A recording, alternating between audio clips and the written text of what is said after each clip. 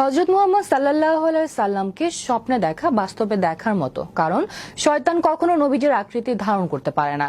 ইসলামী ইতিহাসে অনেক সাহাবী ও বুজুর্গরা নবী করিম সাল্লাল্লাহু আলাইহি সাল্লামকে স্বপ্নে দেখেছেন। যে আমল করলে রাসূল সাল্লাল্লাহু আলাইহি সাল্লামকে স্বপ্নে দেখতে পাবেন এবং পূর্ণ হবে আপনার সকল ইচ্ছা। বিস্তারিত থাকছে রেস্ট রিপোর্টে। হযরত রাসূলুল্লাহ সাল্লাল্লাহু আলাইহি সাল্লাম বলেছেন, যে ব্যক্তি আমাকে স্বপ্ন দেখলে সে আমাকেই দেখলো, কেননা বিতাড়িত শয়তান আমাকে রূপ ধরতে পারে না। আর যে ব্যক্তি আমার উপর মিথ্যাচার করলো সে তার দোজখের আসন গ্রহণ করলো।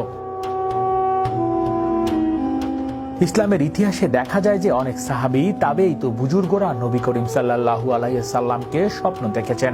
ইমাম আবু হানিফা, আব্দুর রহমান জামি, জালালউদ্দিন রুমি, শেখ সাদি, সাদউদ্দিন তাজি, হযরত শাহ অলিউল্লাহ দেহলভি, আব্দুল আজিজ, শায়েখ জাকারিয়া সহ অসংখ্য নবী প্রেমী তাকে স্বপ্ন দেখেছিলেন। বর্ণিত আছে, ইমাম মালিক রহমাতুল্লাহ অধিকাংশ রাতেই নবী করিম সাল্লাল্লাহু আলাইহি সাল্লামকে স্বপ্ন দেখতেন।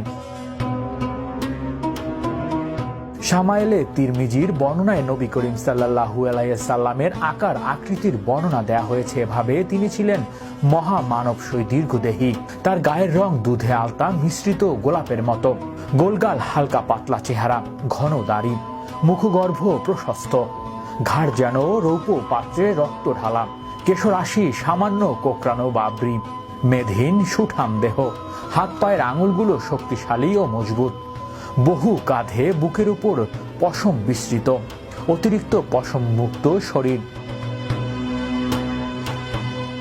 বুকে নাভি পর্যন্ত পশমের দীর্ঘ রেখা, দুই কাঁধের মাঝখানে মোহের নবুয়াত, মাথা ও অস্থিবহগুলো কিছুটা বড় সড়ক, প্রশস্ত ললাট, চক্ষুগুলো ডাগর ডাগর, চোখের মণি কুচকুচে কালো, পাপড়ি লম্পাটে, ভ্রুগুলো অমলিন প্রশস্ত ঘন, ভ্রুদয়ের মাঝখানে প্রফুল্লটি একটা রক, যা রাগের সময় স্ফীত হতো, উন্নত চকচকে নাসিকা, দাঁতগুলো বীজযুক্ত রূপার গাঁথনি। এক কথায় তার অপূর্ব রূপমাধুর্য বর্ণনাতীত। কেউ কেউ তাকে প্রথম দর্শনে হতভম্ব হয়ে পড়ত। সে এক কথা বলতে বাধ্য, জীবনের এমন সুন্দর মানুষ দ্বিতীয়বার দেখেনি। নবী করিম সাল্লাল্লাহু আলাইহি সাল্লামকে স্বপ্ন দেখতে হলে করণীয় হলো সত্যিকারের নবী প্রেমী মাতোয়ারা হতে হবে। তার সুন্নতগুলো পালনের মাধ্যমে আল্লাহর সন্তুষ্টি পেতে উদ্গ্রীব হওয়া।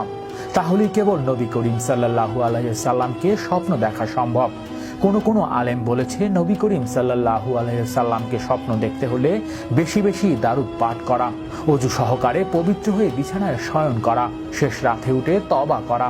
এছাড়া আল্লামা শেখ আব্দুল হক মুয়াজ্জিদি দেহলভি রহমাতুল্লাহ তার তকবিরাতুল সাদাত নামক কিতাবে লিখেছেন, জুমার রাতে 2 রাকাত নামাজ আদায় করা, প্রতি রাতে 11 বার আয়াতুল কুরসি ও 11 বার করে সূরা ইখলাস পাঠ করার পর সালাম ফিরিয়ে নিচের দারুদ শরীফ 100 বার পাঠ করতে হবে।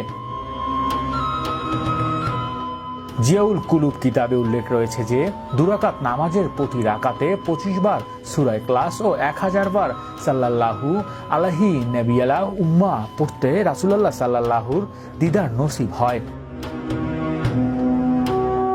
হৃদয় আশিস, বিশ্ব বাংলা 24 নিউজ ডেস্ক।